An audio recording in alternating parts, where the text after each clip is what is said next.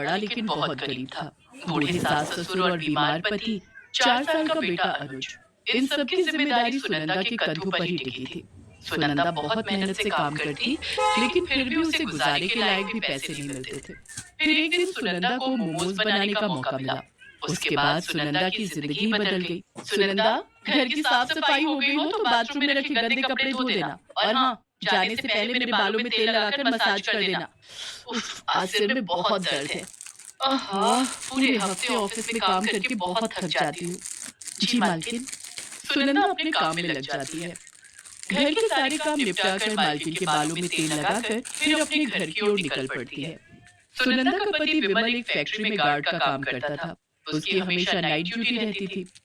एक रात वो काम पर जा रहा था कि रास्ते में एक तेज रफ्तार गाड़ी ने उसे टक्कर। इस हादसे में विमल का एक पैर फ्रैक्चर हो गया था, जिस कारण विमल अब काम पर नहीं जा सकता था।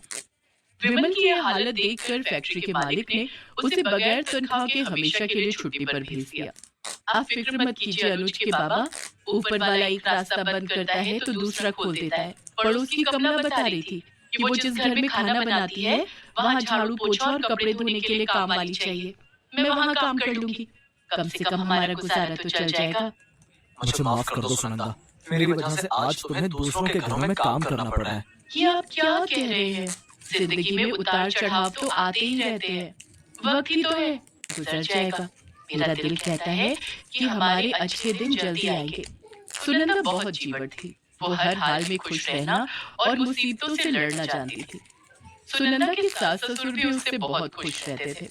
सुनंदा बहू, कल से काम पर जाया करेगी तो घर के काम मैं संभाल लूंगी। तू घर की बिल्कुल भी फिक्र मत करना।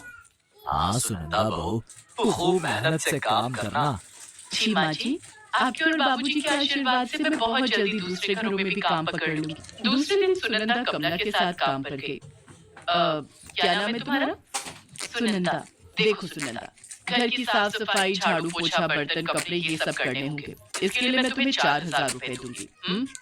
जी मालकिन, मैं कर लूंगी। तो ठीक है, कल से काम पर आ जाना। दूसरे दिन से सुनंदा अमिता के घर पर काम करने लगी।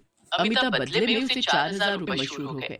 लोग सुनंदा की दुकान पर उसके बनाए हुए मोमोज खाने के लिए आने लगे। सुनंदा की कमाई पहले से भी ज्यादा बढ़ गई। अब उसकी और उसके परिवार की गरीबी भी दूर हो गई थी।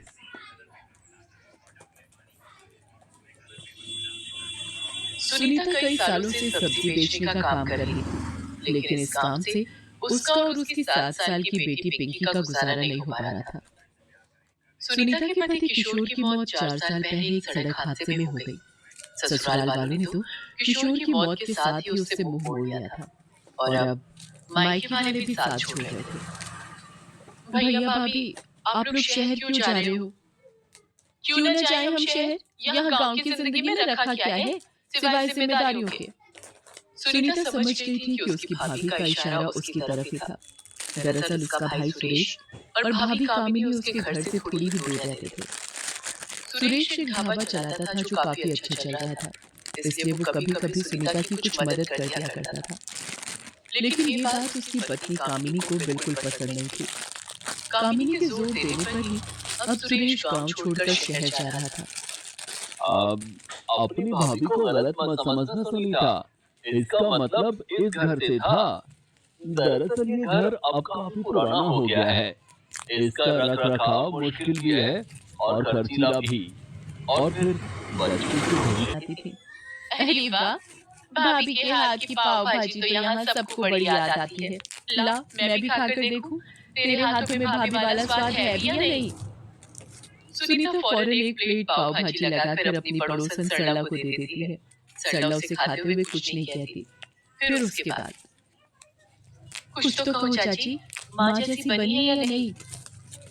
रुक जा रुक जा, पहले खत्म तो कर लूं। भाई मजा आ गया। सच में सुनीता, तूने बिल्कुल भाभी जैसी पाव भाजी बनाई है। सालों पुराना स्वाद फिर से आ गया। वाह, तुझे तो ये काम पहले ही कर लेना चाहिए था। फालतू में वो सब्जी बेचने के चक्कर में पड़ी थी। चल ऐसा कर, 4-5 तू ऐसा कर, पूरी 6 प्लेट पैक कर दे। घर में सबकी तबीयत खुश हो जाएगी तेरी पाव भाजी खाकर। सरला से अपनी पाव भाजी की इतनी तारीफ जाती है